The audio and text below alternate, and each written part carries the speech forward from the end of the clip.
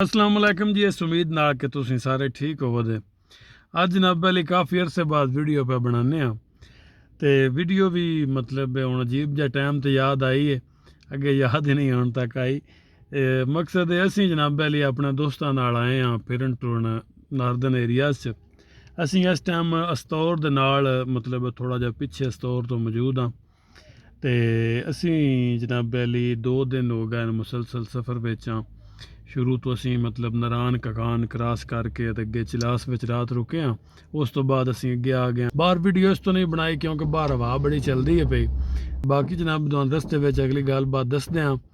ठीक है पिछा ओदी व्यू खराब पिया करना है।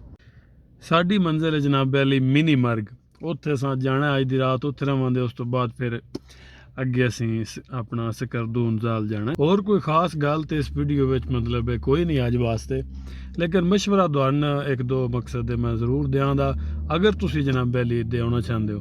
एक तो तुसीं कदी भी जिहड़ी मतलब एजेंसियां वगैरह होंदियां ने ट्रांसपोर्ट वालियां उन्हां नाल मतलब अगर तुसीं सही एक्सप्लोर करना चाहते हो नेचर ने, सही इंजॉय करना चाहते हो इन्हां एरियाज़ ने, तो उन्हां नाल मतलब नहीं आना। उहदी वजह है बई कई जगह ऐसियां होंदियां बंदे नूं दिल करदा हुण साडा दिल कीता इत्थे खलोने ते असीं बाहर मतलब खलो गए नाल दरिया सिंध जा रहा है ते बच्चे हुण बाहर वीडियो बनांदे ने पे, तस्वीरां बनांदे ने पे, ते ओह ना मतलब अपनियां मतलब वो जिहड़ा मैप उन्हां दा हुंदा उस मुताबिक कि उन्हां जाके ते उत्थे स्टे करना हुंदा। उत्थे ही मतलब उन्हां दा अपना जिहड़ा स्कैजूल हुंदा उहदे मुताबिक चलना हुंदा। एक गल दूजी गल है वो मुसलसल सफ़र विच बंदे रखदे न ते ओहदी वजह बई इद्धर जेहड़ा ना सफ़र बड़ा मकसद है बंदे नूं थका देने वाला सफ़र है।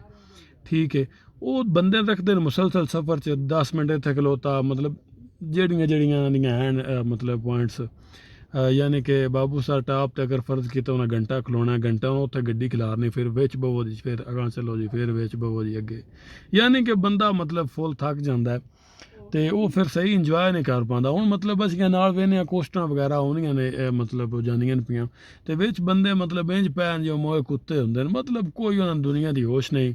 बाकी इत्थे असीं पाए आंज मतलब इंज जो लाशां पईयां न गड्डियां च, ये पोजीशन मतलब उन्हां दी बनी।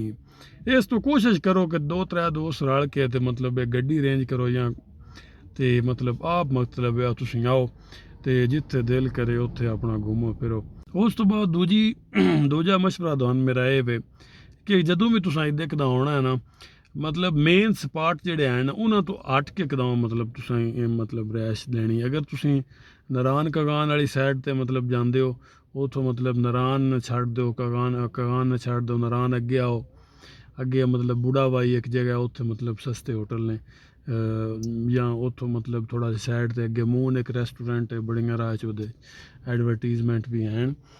तो यानी कि थोड़ा जिहा जितना तुसीं मेन स्पॉट तो साइड ते थोड़ा जिहा होवो ना तुहानूं सस्ता होटल लब्भे दा मतलब खाना शाना अच्छा, यानी कि वो मतलब थोड़ी पैसे लो तुहाडी जिहड़ी नहीं वो बचत हो जाती है। ठीक है उस तो बाद मैं तुहानूं जरूर आखां हर वारी जड़ा नहीं साले बाद एक भाई लाजमी तुहानूं देना चाहिए। हुण बच्चे बाहरले पै गए सौड़े।